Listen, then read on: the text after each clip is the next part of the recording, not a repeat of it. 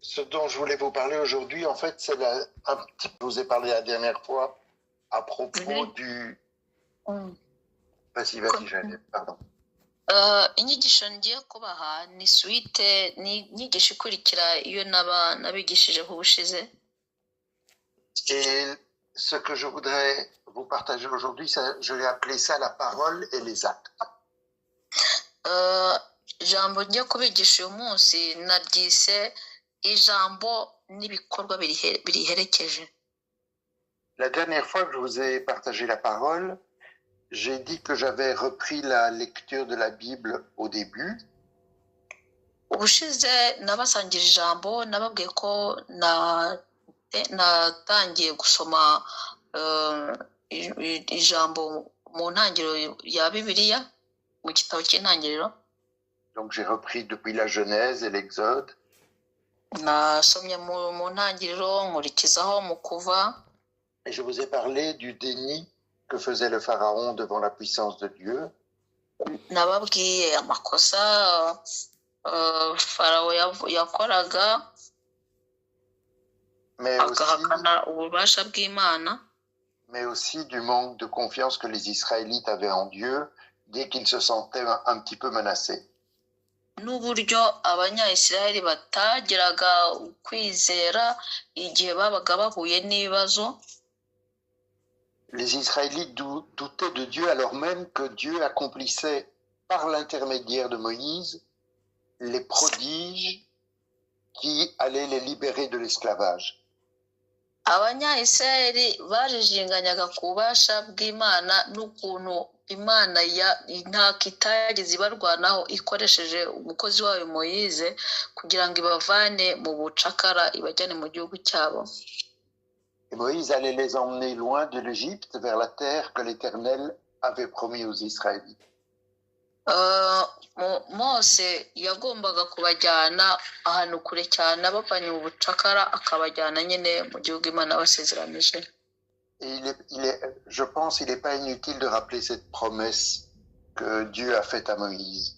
Ndakeka ntabwo ari ngombwa ko twasubira mu byo Imana yagiye yemerera Mose. Et comment les Israélites ont reçu cette promesse? N'ukuntu abanyayisiraheli bakiriye ayo masezerano Imana yabahaga ibinyujije kuri Mose. Est-ce qu'on peut lire dans Exode 6, chapitre 6? Twasoma mu ntangiriro ibice 6 umurongo wa 6. Les versets 2 à 8. Donc intangiriro ibice 6 umurongo wa 2 kugeza kwa 8. Alors, je lis dans Jésus-Christ, Exode chapitre 6, versets 2 à 8. Oui. Dieu parla encore à Moïse et lui dit, « Je suis l'Éternel.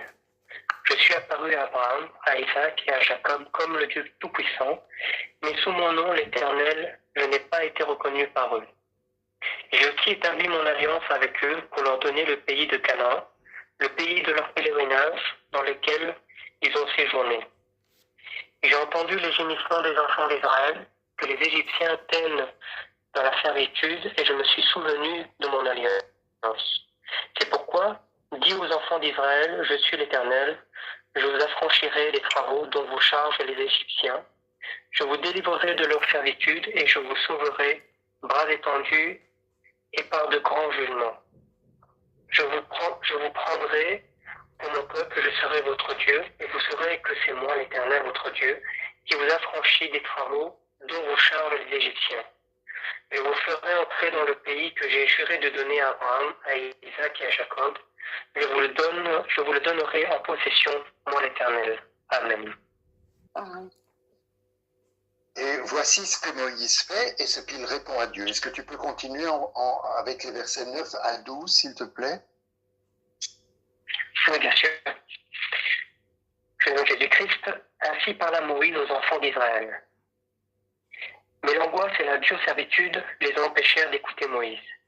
L'Éternel parla à Moïse et dit, « Va, parle à Pharaon, roi d'Égypte, pour qu'il laisse aller les enfants d'Israël hors de son pays. » Moïse répondit en présence de l'Éternel, « Voici les enfants d'Israël ne m'ont point écouté. Comment Pharaon m'écouterait-il, moi qui n'ai pas la Amen.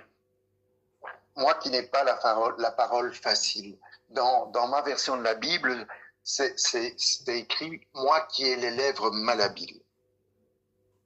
Mais c'est la même chose. C'est la même chose. Moïse n'arrive pas à se faire entendre des Israélites parce qu'il a justement des lèvres malhabiles, c'est-à-dire qu'il parle mal. ntabwo moyize yabasha gukonvenka donc gusobanura abanyayisirayeli ngo babashe kubyumva kuko deja yaradidimangaga. Peut-être même qu'il bégait, peut-être qu'il a un défaut de prononciation. cyangwa se wenda nabivugaga nabi ko wenda atambutsaga message ko atakagombye kwitambutsa. En tout cas, il n'arrive pas à parler. Oui. Oui, c'est bien ça. En fait, Moïse, il bégayait. Voilà. Ouais. En tout cas, il n'arrive pas à parler suffisamment bien de Dieu pour que les Israélites l'écoutent. Donc ntago Mose yabashaga kuvuga gutambutsa message y'Imana uko bigomba kugira ngo abanyayisirayeli babashe kumwumva. Alors Dieu, qui jusque-là ne parlait qu'à Moïse, parle tout à coup aussi à Aaron. Imana yabwiraga Moïse ariko na Aroni bari kumwe nawe yaramubwiraga. Est-ce que tu peux lire, s'il te plaît, le verset 13 d'Exode 6, Anthony? Oui, bien sûr. Donc, Exode 6, verset 13. L'Éternel parla à Moïse et à Aaron et leur donna des ordres au sujet des enfants d'Israël et au sujet de Pharaon, roi d'Égypte, pour faire sortir du pays d'Égypte les enfants d'Israël. Amen. Amen. Je vous ai parlé la semaine passée de toutes les plaies que Dieu faisait tomber sur l'Égypte. Nababwiye ubushize ibihano Imana yateje abanyegiputa. Mais les passages qu'on vient de lire là, ça précède ce que Dieu va faire subir à l'Égypte. Ariko ino mirongo tumaze gusoma irabanziriza ibyo abanyegiputa bari bagiye kwirengera nk'ibihano Imana yari igiye kubateza. J'ai été frappé par le duo que forment Moïse et son frère Aaron dans la Bible. Natangariye cyane ku gushyira hamwe kwa Moïse kwa Mose na Aroni. Aaron, il sait parler et il sera l'interprète de la volonté de Dieu. Aroni yarazi kuvuga, donc yarazi gutambutsa kuvuga message kumvikana, niwe wari ugiye kuba kunganira, donc kuba intermédiaire hagati ya Moïse donc Imana yamucishagaho message kugira ngo ayitambutse. Et Moïse qui sait agir, lui il sera le bras de la volonté de Dieu. Moïse we yagombaga kuba nabivuga nka bradra y'Imana. Et la Bible insiste, il le répète encore, si tu veux bien, Anthony, prendre les versets 28 à 30 de Exode chapitre 6. Donc, Exode chapitre 6. 28 à 30. Jésus-Christ. Oui, confirmation de la vocation de Moïse. Lorsque l'Éternel parla à Moïse dans le pays d'Égypte, l'Éternel dit à Moïse, « Je suis l'Éternel. Dis à Pharaon, roi d'Égypte, tout ce que je te dis. » Et Moïse répondit en présence de l'Éternel, « Voici, je n'ai pas la parole facile. Comment Pharaon m'écouterait-il » Amen. Tu peux enchaîner avec les versets 1 et 2 du chapitre 7, si tu veux. D'accord, chapitre 7. L'Éternel dit à Moïse, « Voici, je te fais Dieu pour Pharaon, et Aaron, ton frère, sera ton prophète. Toi, tu diras tout ce que je t'ordonnerai, et Aaron, ton frère, parlera à Pharaon pour qu'il laisse aller les enfants d'Israël hors de son pays. » Amen. Amen. Donc Moïse n'est pas doué avec les mots, mais Aaron, lui, il sait parler. Donc Moïse ntago yarafitemo ubunararibonye mu kuvuga ngo atambutse message convaincre abanyayisirayeli cyangwa imbere ya Farao, ariko Aroni we yarazi kuvuga, donc navuga ngo yarafite eloquence kwa kundi uvuga ijambo rikumvikana. Alors Dieu confère à Moïse sa puissance d'action en disant « Je te fais Dieu pour le Pharaon ». Nyuma Imana ibwira Mose ko imugize nk'Imana kugira ngo avugane na Farawo. Mais c'est Aaron qui portera la parole de l'Éternel, puisqu'il est écrit « Et ton frère sera ton prophète ». Ariko ni Aroni wagombaga gutambutsa message imbere ya Farawo, ayijyana Farawo. Étymologiquement, en grec ancien, le mot prophète, ça signifie qui parle avant, qui parle devant. Mu kigereki ijambo buhanuzi bisobanura umuntu uvuga mbere. Et ici, Aaron est celui qui porte la parole de Dieu devant les hommes, devant Pharaon. Hano ni Aroni uzanye ijambo ry'Imana imbere ya Farawo, imbere y'Abanyayisraeli, imbere y'abantu. Dieu nous a donné à tous des talents. Imana duhaye twese impano. Certains savent bien parler et d'autres pas. Bamwe bazi kuvuga, abandi ntabyo bazi. Certains agissent plus efficacement que d'autres. Bamwe bazi gutambutsa message neza kurenza abandi.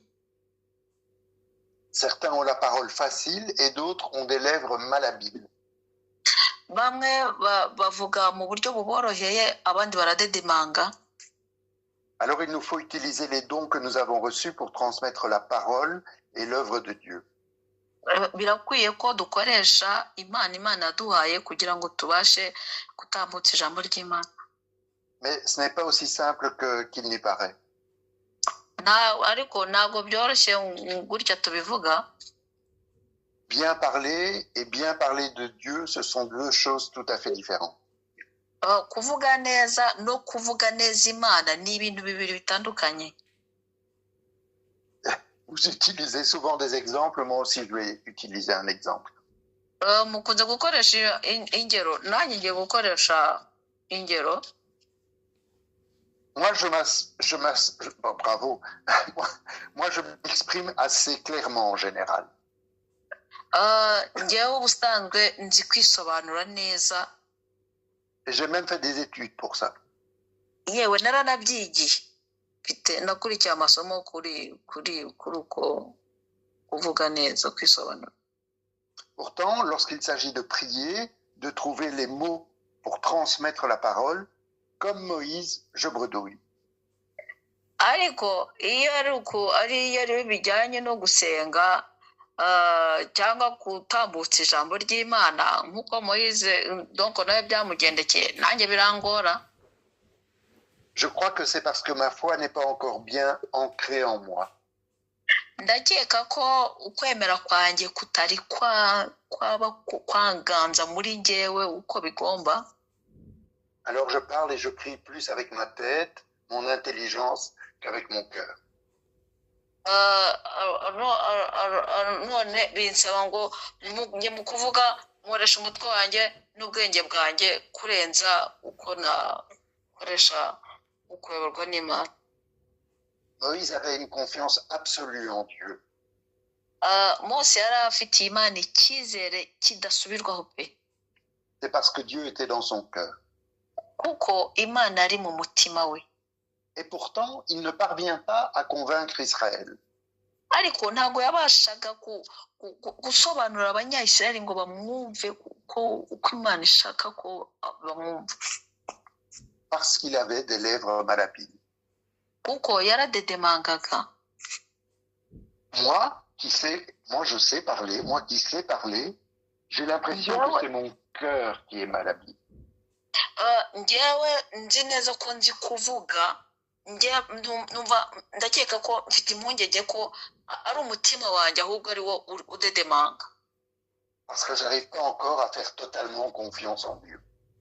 Kuko ntago numva nari nagirira neza icyizere cyose Imana. C'est parce que je n'ai pas encore reçu l'Esprit Saint dans mon cœur. Kubera ko ntari nakira umwuka wera muri njyewe mu mutima wanjye. À l'inverse, il y a des gens comme Évariste et d'autres qui n'ont jamais été à l'école.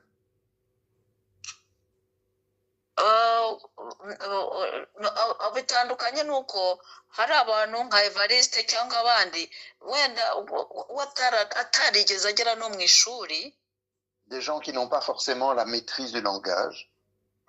Utanafite uburyo bwo kuba abasha kumetiriza langage agiye gutambutsamo message. Mais ces gens-là parlent de Dieu mieux que personne. Ariko abo bantu bameze gutya batagiye mu ishuri batafite n'iyo langage babasha kuvuga Imana kurenza abo bantu bandi. Même dans une langue qui n'est pas la leur. Yewe niyo bayivuga mu rundi rurimi rutari urwabo babasha kuvuga neza Imana. C'est parce que des gens comme ça, ils parlent à partir du cœur. Kubera ko abantu nk'abo bavuga Imana bivuye mu mutima wabo indani. J'ai dit que je n'arrivais pas encore à parler de Dieu, ni à parler à Dieu. Ndababwira ko ntago mbasha kuvuga Imana neza binturutsemo, yewe no kuvuga no kuba nasenga ngo mvuge mganire n'Imana. Mais les choses commencent à changer. Ariko ibintu bitangiye guhinduka. Kubera iki? Pourquoi? Parce que je lis la Bible. Kubera ko nsoma Bibiliya.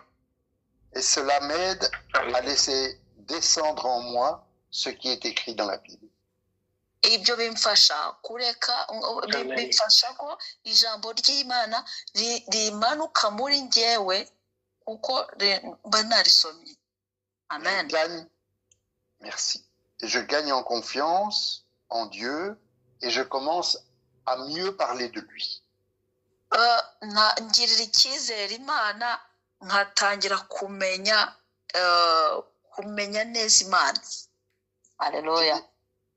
J'ai des amis qui s'étonnent que je ne suis plus libre le dimanche. Mfite abashuti banjye basigaye batangara ukuntu ntagifite umwanya libre dimanche cyane ku cyumweru. Au début, je disais que c'était parce que j'avais des trucs à faire. Mu ntangiriro nababwiraga ko mfite ibintu byo gukora. Et puis, j'ai dit la vérité. Je ne suis pas libre dimanche parce que je vais à l'église. Nyuma mbabwiza ukuri ndababwira ari ntago ku cyumweru bafite umwanya kuko njya mu rusengero. Et mes amis se sont encore plus étonnés. Aho ngaho nababwije ukuri noneho barushaho gutangara.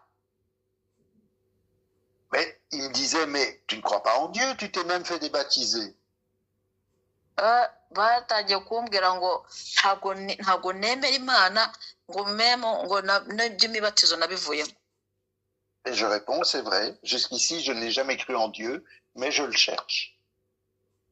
Nababwije ukuri ndababwira c'est vrai ibyo muvuga nibyo ariko ubu ntago nemeraga ariko ntangiye gushaka Imana. Aujourd'hui, mes amis ont intégré le fait que je ne suis pas libre le dimanche parce que je vais à l'église et ça ne leur pose pas de problème. None ubu abashuti banjye basigaye bumva ko ku cyumweru nta mwanya mbafite wundi banagiye gusenga. Amen, gloire à Dieu. Mes amis respectent le temps que je consacre à Dieu. Donc abashuti banjye basigaye bemera umwanya ngewe mp'Imana. Amen. Pour moi, c'est le début de mon chemin. Kuri njyewe navuga ko ari intangiriro y'inzira yanjye. Mais ce chemin-là est plus facile à suivre depuis que je dis ouvertement qui je suis. Kugeza ubu navuga ko iyi nzira yambereye inzira yoroshye kuko kuva igihe nabivugiye ko ntakiri libre donc nkababwiza ukuri k'ukuntu nkoresha igihe cyanjye cyo ku cyumweru numva byaranyoroheye. Alléluia. Et qui sait si ça ne poussera pas l'un ou l'autre de mes amis à se poser les mêmes questions que moi et à commencer aussi un nouveau chemin. Vous pouvez répéter, ça a coupé à un certain moment. Et qui sait si le fait de dire, voilà, je vais à l'église, je cherche Dieu, qui sait si ça va pas pousser certains de mes amis à se poser les mêmes questions et aussi à commencer un nouveau chemin. Amen, que ça soit ainsi. Ntawamenya kubabwira wenda kuba narababwije ukuri wenda hariho bamwe nabo bazageraho bavuga ati nanjye reka nanjye ntangire urugendo rw'iyi nzira rwo kumenya Imana. Ce que je veux dire, c'est qu'il ne faut pas forcément bien parler pour transmettre le message de Dieu. Aho ngaho icyo nshaka kuvuga ni uko utagomba kwishyiramo kengo, ugomba kumenya kuvuga neza kugira ngo utambutse message y'Imana. Uko wavuga kose byakumvikana. Dire simplement je vais à l'église ou je lis la Bible et je cherche Dieu, eh ben ça suffit pour se faire reconnaître en tant que chrétien et se faire accepter par ceux qui savent que nous sommes sincères quand nous disons ça. Kuba wavuga ko ntabwo kibasha kubona umwanya ujya gusenga ati ibyo biroroshye kuba uwubwira yabasha kumva icyo bashe kumubwira. Alors il faut pas avoir peur de dire qu'on est chrétien. Rero nababwira ngo ntimukagire ubwoba bwo kuvuga ko muri abakirisitu. Parce que si on parle de notre foi, si on parle de notre foi avec sincérité et simplicité, c'est la meilleure façon de la faire connaître et de la faire reconnaître. Kuko mu buryo bwo kuvuga ko turi abakirisitu mu buryo bworoheje kandi simple, donc duciye bugufi ni uburyo tu peux répéter un peu, ça m'a échappé. Donc il faut affirmer notre foi avec simplicité et sincérité. Oui. Parce que je pense que c'est la meilleure façon de la faire connaître. Ni ukuvuga ngo ni byiza ko tubivuga mu buryo bworoshye nta bintu byo kwikomeza ukuntu tukabivuga duciye bugufi, ni uburyo bwo kumenyesha abandi ibyo turimo kandi tukakumenya Imana yacu. Et si on n'arrive pas à la dire, comme c'était mon cas il n'y a pas si longtemps, au moins on peut essayer de la vivre. Tutabashije no kuba twabivuga nk'uko byambayeho mu gihe cyashize, tugerageze no kuba twabibamo. Et c'est exactement ce que Paul nous enseigne dans 1 Corinthiens 12. Ni nabyo Paul atwigisha mu Bakorinto ba mbere igice cya 12 dans les versets 4 à 6. Ku murongo wa 4 kugera ku wa 6. Selon le nom de Jésus-Christ, 1 Corinthiens 12, verset 4 à 6. Il a diversité de dons, mais le même esprit. Diversité de ministères, mais le même Seigneur. Diversité d'opérations, mais le même Dieu qui opère tout en tous. Or, à chacun la manifestation de l'esprit est donnée pour l'utilité commune. En effet, à l'un est donné par l'esprit, à un autre une parole de connaissance selon le même esprit. Amen. Amen. Amen. Donc, si nous n'avons pas le don de parole comme Aaron,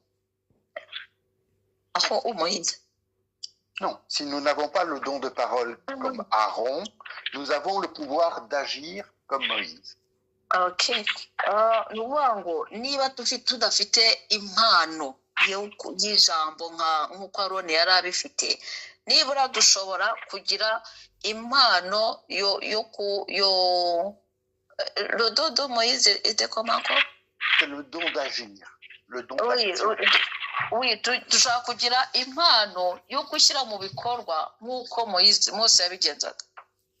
Nous pouvons montrer l'exemple par nos actes, par notre bienveillance, par notre préoccupation des autres, par notre sincérité. Dushobora kubishyira mu bikorwa dukora ibikorwa by'ineza, dufasha abantu, dukora ibindi bikorwa by'ineza. Les actes peuvent soulager autant que la parole. Ibyo bikorwa dukoze bishobora gutanga message nziza nk'uko ijambo waritambutsa rikatanga abantu bakarisobanukirwa. Si vous n'êtes pas Aaron, soyez Moïse. Niba mutari Aroni, ni mube Mose. Si vous n'avez pas le don de transmettre la parole de Dieu avec des mots, transmettez-la par vos actions quotidiennes. niba mudafite impano yo gutambutsa ijambo ry'Imana nimuritambutse mu bikorwa nabyo bizumvikana. Avoir le don de transmettre une bonne parole, c'est une bénédiction. Kugira impano yo gutambutsa ijambo ry'Imana nabyo ni umugisha. Vivre et agir en chrétien, c'est aussi une bénédiction. Kubaho ugakora nk'umukristo nabyo ni umugisha. C'est écrit dans Proverbe 12, verset Biranditse 14. Je vais le biranditse mu lire, migani 12 mu migani ibice 12 umurongo wa 14. c'est très court. Par le fruit de la bouche, chacun se rassasie de bien et chacun reçoit selon l'œuvre de ses mains. Voilà. Pour terminer, je voudrais revenir sur deux choses que nous ont dit Anthony et Evaliste quand ils ont partagé la parole vendredi passé. Okay, mu kurangiza ngiye kugaruka ku bintu bibiri batubwiye Anthony na Evariste vendredi mu cyumweru cyashize kwa gatanu cyashize. Je les ai notés immédiatement parce qu'elles m'ont frappé. Narabyanditse kuko byankoze ahantu. Anthony a d'abord cité le passage de la Genèse où Dieu prescrit à Noé de construire une arche en bois de gopher. Anthony yatubwiye aho yari yasomye ijambo ukuntu Imana yabwiraga Nowa kubaka inkuge mu giti cyitwa goferu. Comme je ne savais pas ce que c'était que ce type de bois, et que j'aime bien j'aime bien comprendre ce que je ne connais pas, kandi nkaba nkunda kubasha gusobanukirwa ibyo ntazi. Je suis allé voir sur internet de quels matériaux il s'agissait. Nagiye kuri internet ndeba ibigize ibyo bikoresho uko byari bimeze. Étrangement, le bois de gopher n'est mentionné que dans la Bible. Donc ikintu cyantangaje nuko iryo jambo ari ryanditse gusa muri Bibiliya ntahandi riri. Donc on ne peut pas dire à quel bois ça correspond aujourd'hui. Donc bivuze ko nta giti dushaka kukigeranya nacyo bishobora kuba bisa. Mais Anthony nous a dit que c'était un bois léger et solide à la fois. Anthony yadusobanuye ko cyari igiti cyoroshye, donc cyoroshye kandi kinakomeye même temps, donc cyoroshye kandi kinakomeye. Que c'était un bois qui résistait à l'eau, à la pourriture, et qu'en plus c'était un bois flexible. Donc ni igiti cyabashaga kwihanganira ibihe byose bikigezeho nta nubwo cyanapfaga kubora. Quant à Evaliste, il a évoqué les dangers de la contamination croissante du sida, particulièrement chez les jeunes. Naho Evariste we yatubwiye uburyo iki cyorezo cya sida kirimo kugenda gikura cyane cyane mu bantu bakiri batoya mu rubyiruko. Et ces deux interventions m'ont fait penser que voilà comment devrait être le cœur des hommes. Izo ngingo zombi batanze byanteye gutekereza ko ukuntu abantu bagomba guhaguruka bakaba maso bakagira icyo bakora. Le cœur des hommes, il devrait être imputrescible et étanche au mal qui essaye de s'infiltrer par la moindre fissure de notre cœur. Vous pouvez répéter un peu? Je dis que le cœur des hommes doit être imputrescible. Imputrescible, c'est-à-dire qu'il ne réagit pas à la pourriture.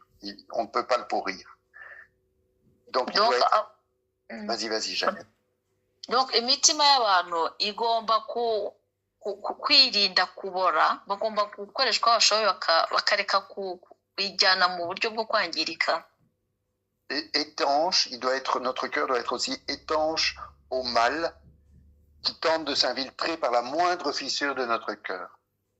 Bagomba no kwirinda ibibi hose birimo kugerageza kuba byabona aho byinjira kugira ngo bitangire byangiza abantu. Et pour éviter la contamination du cœur et du corps et la transmission du mal, kugira ngo tubashe kwirinda ibyo bintu bibi byangiza imitima n'imibiri. Nous devons nous efforcer de bâtir nos vies en bois de gopher, dur, souple et léger. Tugomba kugerageza kubaka imitima yacu mu giti cya goferu cyoroshye kandi kinakomeye, donc kiresista ku masezo yose. Amen. Voilà. Amen.